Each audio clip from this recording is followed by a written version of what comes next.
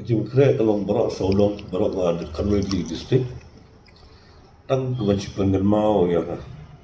Now, one of you one Agami the sea, or play he the Honorable Union Minister Amit Shaji Yagate Kako, stepped up with Doctor. It's a E. Jim Craig, kumjuh, Bagasokar Megalaya, Kapun Craig, Nagavanta Kadega, Koit, Mat Jim Craig, Nagavanta Kadega, third wheel. Take Jim Craig and Yak, Nay Tang near Porsche. Jim Craig, ha, Boro, he can wait Ligi district. DC level, CC level.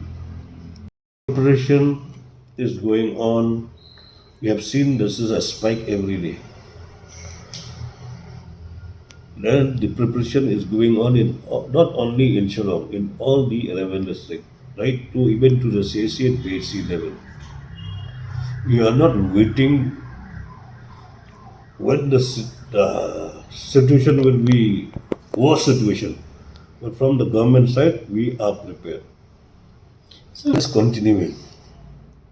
Okay, but it is it's an indicate to the third wave. So that's why we have to be very careful. People have to be follow the protocols strictly and have to be have to be taking should also to take the vaccine to protect themselves. Now we have seen for the last few months the problem that our people are facing, particularly for those daily laborers, the street vendors, those are working in a private establishment. Though many of them they have lost their job because there's no business. Many hotels have been closed down. So the hotel owners will not be able also to pay the rent.